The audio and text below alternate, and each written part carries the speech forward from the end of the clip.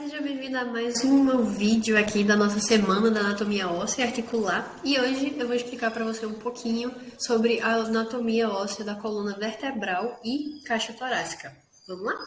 Meu nome é Ingrid Calado, eu sou técnica em radiologia médica, sou graduanda no Superior de Tecnologia em Radiologia, tenho qualificação em mamografia, densitometria óssea, radioterapia, radioproteção e biossegurança e sou empreendedora na área de radiologia. Quiser acompanhar no meu trabalho, se inscreve aqui no canal e acompanha também lá no Instagram, Ingrid na Radiologia, que diariamente tem conteúdos sobre radiologia, anatomia, tudo simplificado, prático e muitas dicas de estudo para te ajudar, tá bom? E vamos lá.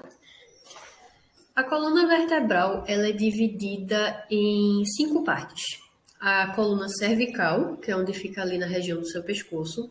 A coluna dorsal ou torácica, que fica na região ali do seu tronco. A coluna lombar, que fica no finalzinho ali do seu tórax. E o sacro e o cóccix, que é realmente ali o finalzinho mesmo da coluna. A coluna cervical ela é composta por 7 vértebras. A coluna dorsal ou torácica é composta por 12. A coluna lombar é composta por 5 vértebras e a gente também tem o sacro e o cóccix. A coluna vertebral, se você reparar tanto em ilustrações quanto em esqueletos humanos, você vai notar que ela possui curvaturas. E cada curvaturazinha dessa tem um nomezinho específico para ele. A curvatura que você encontra na coluna lombar e na coluna cervical, que ela é como se estivesse indo para frente, tipo assim, em direção ao seu rosto, ela está curvando assim para frente, ela é chamada de lordose. É justamente essa definição para essa curvaturazinha para frente que você encontra na coluna cervical e na coluna lombar. Já a coluna torácica e o sacro, eles possuem uma curvatura que se chama cifose, que ela é mais para trás. Você pode reparar que a coluna vertebral, ela possui como se fosse uma ondulação. Então, essa curvatura para frente se chama lordose, essa curvatura para trás se chama cifose, tá ok? A lordose você vai encontrar na coluna cervical e na coluna lombar, e a cifose você vai encontrar na coluna torácica e no sacro, tá ok? E esse é o básico que você precisa saber ali sobre a coluna vertebral em si. Mas vamos se aprofundar um pouquinho além aqui agora. Existem diferenças anatômicas entre as vértebras de cada região. Por exemplo, nessa ilustração que você está vendo aí no slide, as vértebras cervicais estão representadas em amarelo, as vértebras torácicas estão representadas em verde e as vértebras lombares estão representadas em rosa. E se você notar, existe uma diferença óbvia do tamanho entre elas. E eu vou te explicar o porquê. Pensa em uma pilha que você está querendo fazer, onde você vai colocar peso em cima dela. Você vai colocando peso em cima dela, digamos assim. A coluna lombar, ela fica já ali no finalzinho da coluna toda. Então, ela precisa ser um pouco maior por uma questão também de sustentação. Porque imagina você colocar uma vértebra bem pequenininha para aguentar todo o peso das outras vértebras em cima. Então, você usando essa lógica, você consegue entender por que existe essa diferença anatômica de tamanho e você também consegue visualizar, caso você precise em uma prova ou alguma coisa assim, você vai conseguir visualizar e entender exatamente quais são as diferenças e a ordem que essas diferenças aparecem. Por exemplo, como a coluna cervical está ali no comecinho, então ela não tem necessidade de possuir um tamanho tão grande, por isso ela é menor. A coluna torácica, ela já está ali pelo meio, ela tem articulação com as costelas, então ela já precisa ter um tamanho um pouco maior. E a coluna lombar, ela sustenta muita coisa, tanto que você pode notar que a maioria das vezes que as pessoas sentem dor nas costas, essas dores estão ali pela região da lombar. Justamente por isso, porque a coluna lombar, ela recebe muito impacto. Então, é justamente por isso que o corpo humano automaticamente já criou essa diferença anatômica, onde a coluna lombar, a vértebra da coluna lombar, ela já é maior do que as outras. Justamente por causa disso também. Porém, outra diferença anatômica que você também nota são as estruturas. Por exemplo, o processo espinhoso, como você pode ver no slide, o processo espinhoso, o processo articular superior, os forames, o formato do corpo de cada vértebra, cada região possui uma estrutura diferente. Isso também tem a ver com a necessidade que aquela região ali precisa, como eu falei para você. As vértebras cervicais, elas possuem a função de sustentar o crânio, tanto que as duas primeiras vértebras da coluna cervical, elas são diferentes, elas parecem um quebra-cabeçazinho para encaixar ali com o crânio e articular a sua cabeça com o seu pescoço. E a última vértebra da coluna cervical, ela possui um formato diferente das outras vértebras também, justamente para ter essa articulação mais, como é que eu posso dizer, que vai ajudar melhor ali na movimentação de tudo, realmente na estrutura em si da coluna. Também possui essa diferença ali na sétima vértebra cervical. A torácica também possui as suas diferenças na estrutura, porque ela faz articulação com as costelas, então ela precisa ter uma estrutura diferente da cervical e da lombar. E a lombar possui como você pode ver, ela também é mais larga, ela é maior, justamente por causa disso que eu estava te falando, porque ela precisa ter essa estrutura que suporte tudo o que essa região ali da coluna vai receber de impacto, pode receber de impacto. Então, a coluna cervical, as vértebras da coluna cervical têm um formato por um motivo específico, as da coluna torácica têm outro formato por seus motivos específicos e a coluna lombar a mesma coisa, ok? E essa aí, nessa ilustraçãozinha coloridinha, você pode notar que essas diferenças são bem nítidas, elas são bem óbvias, justamente porque cada uma tem uma função a cumprir ali no corpo e não podem ser do mesmo tamanho, do mesmo formato, porque senão não vão conseguir desempenhar bem ali o papel delas, digamos assim. Então, essas são as principais diferenças estruturais entre as vértebras cervical, torácica e lombar. Porém, outra diferença também, que também tem a ver com tudo aquilo que eu estava falando, de curvatura, de como que vai, do impacto, de tudo que acontece ali naquela região específica, a orientação da articulação dos processos articulares também são diferentes. A do pescoço, ela é diferente, a da coluna cervical, ela é diferente, tem um ângulozinho de 45 graus, um encaixezinho ali do processo articular. A da coluna torácica já são 60 graus de angulação e a da lombar são 90 graus. Então, também existe isso e também tem cada um a sua função.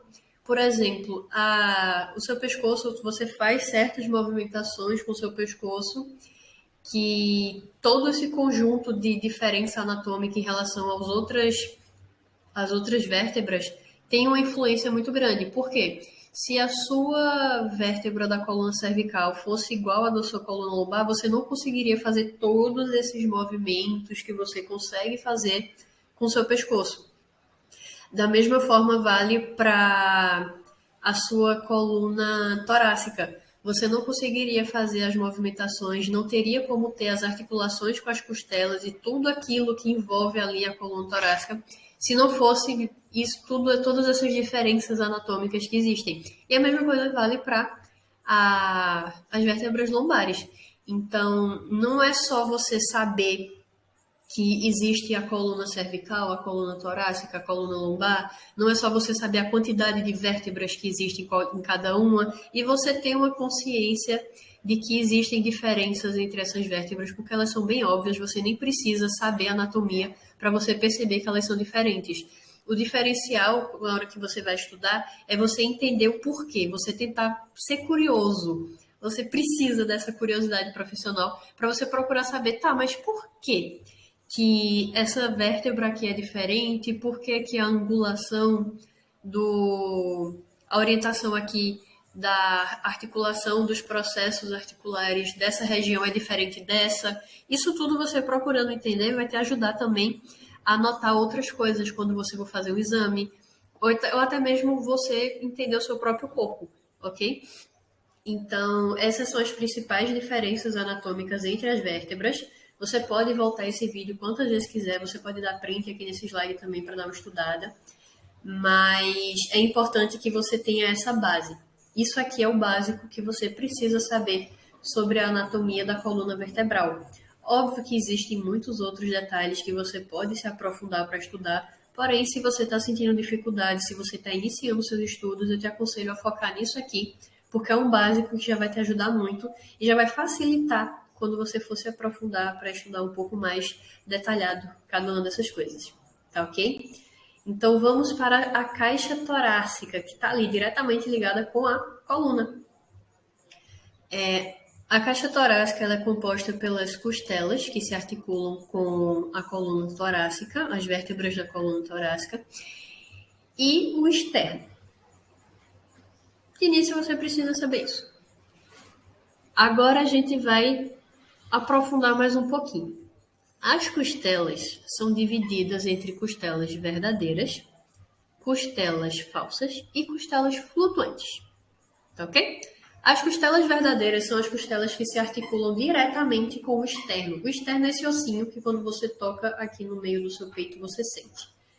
Todas as costelas que se articulam diretamente com o seu osso externo são as costelas chamadas de verdadeiras.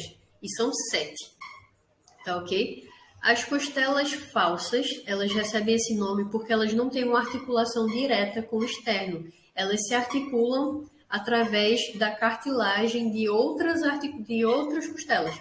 Os dois últimos pares de costelas verdadeiras têm uma cartilagemzinha que é através dessa cartilagem da articulação dessa outra costela que as costelas falsas se ligam e tem articulação ali para chegar no externo. Elas não estão ligadas ao externo. Elas se articulam na cartilagem das costelas verdadeiras para poder elas terem algum tipo de sustentação.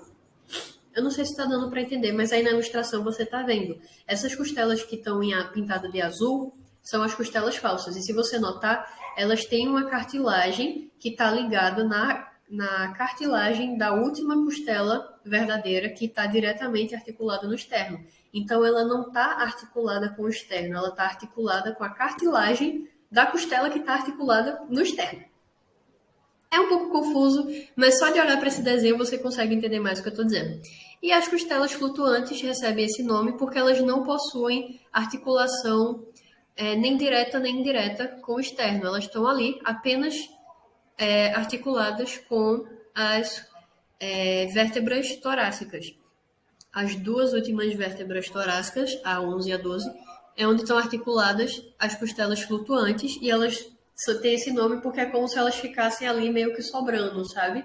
Enquanto as outras costelas estão todas ligadinhas ao externo de alguma forma, seja direta ou indiretamente, as costelas flutuantes ficam ali apenas existindo, ligadas apenas na coluna e nada mais. Por isso que elas recebem esse nome. Tá ok? De novo, repetindo, existem 7 pares de costelas verdadeiras, porque elas estão diretamente ligadas ao externo. Existem 3 pares de costelas falsas, que estão indiretamente articuladas ao externo. E existem 2 pares de costelas flutuantes que não estão articuladas de nenhuma forma com o externo. Ok? E na vista posterior da caixa torácica, como você pode ver na ilustração, você consegue visualizar um pouquinho da clavícula, ela fica na frente, mas uma visão de trás você também consegue visualizar um pouquinho da clavícula. Você consegue visualizar bem a escápula, porque ela cobre uma parte das costelas posteriores. Você visualiza bem a escápula ali por cima. A coluna vertebral, obviamente, se articulando com as costelas e as costelas em si, em sua vista posterior, ou seja, a vista que você tem quando você está olhando de costas, que é a parte em que articula com a coluna, não a parte da frente que está se articulando com o externo, tá ok? E na vista lateral, você consegue visualizar as costelas, o ângulo das costelas, isso também é muito importante para você entender como funciona a caixa torácica em si. Porque a caixa torácica ela tem exatamente esse formato, é como se ela estivesse abraçando os órgãos que estão ali dentro, que são os pulmões, são o coração, tem o fígado. Muitos órgãos ficam encaixadinhos ali na caixa torácica e é por isso que ela tem esse formatinho, como se ela estivesse abraçando esses órgãos para meio que proteger eles ali dentro, sabe? Então, na vista lateral, você consegue visualizar melhor o ângulo das costelas, você consegue visualizar as costelas, o espaço intercostal, que é esse espaçozinho entre cada costela, e as cartilagens presentes nas costelas falsas e nas costelas verdadeiras. Você também consegue ainda ter uma visualização dessas cartilagens, ok? E caso você tenha alguma dúvida, alguma dificuldade na hora de estudar anatomia óssea, eu te convido a conhecer o nosso material, o nosso combo de anatomia óssea. Inclusive, todas as ilustrações desse slide foram retiradas desse material. Então, se você quiser estudar com esse tipo de conteúdo bem colorido, bem ilustrado e simplificado, o link está aqui na descrição desse vídeo para o nosso site com materiais de anatomia. Nesse combo de anatomia óssea, você vai encontrar uma apostila de introdução à anatomia, onde a gente colocou planos de delimitação, termos de descrição, termos de movimento, muitos termos técnicos e realmente aquele conteúdozinho mais introdutório de anatomia óssea, ok? De anatomia em si. Então, você também vai receber uma apostila de anatomia óssea ilustrada, exatamente como está aqui nesse slide, tudo ilustrado, simplificado, bem colorido, para que fique mais fácil para você entender o conteúdo que você precisa estudar, que você precisa aprender. Também vem um caderno de questões para que você possa fazer revisões sempre que achar necessário. Você criar o seu roteiro, o seu cronograma de estudo, e você, além das apostilas, ter um caderno de revisão voltado justamente para você revisar tudo aquilo que tem nas apostilas. Tem uma apostila de acidentes ósseos que também é no mesmo esquema, tudo ilustrado, tudo simplificado. E uma apostila com mais de 100 questões de concurso de anatomia óssea. E essa apostila foi feita justamente para que, enquanto você estiver estudando com todo esse material simplificado, caso você esteja estudando ou tenha interesse em estudar para concurso, você já consiga direcionar os seus estudos para os conteúdos que mais caem, que mais são cobrados em relação à anatomia óssea, tá ok? E caso você queira ter acesso diário a conteúdos práticos e simplificados, eu te convido a conhecer o Instagram, Ingrid na Radiologia, que todo dia a gente tem post lá com dicas de estudo, resumos, tudo nesse mesmo esquema, simplificado, prático, bem colorido, para que estudar não seja uma dificuldade, não seja algo que te impeça de conquistar os seus sonhos, tá ok? Eu espero que esse vídeo tenha te ajudado. Se você ainda ficou com alguma dúvida sobre anatomia óssea, como estudar anatomia óssea, pode perguntar aqui nos comentários desse vídeo ou mandar um direct lá no Instagram, que eu vou ficar muito feliz em te ajudar, tá ok? Até o próximo vídeo.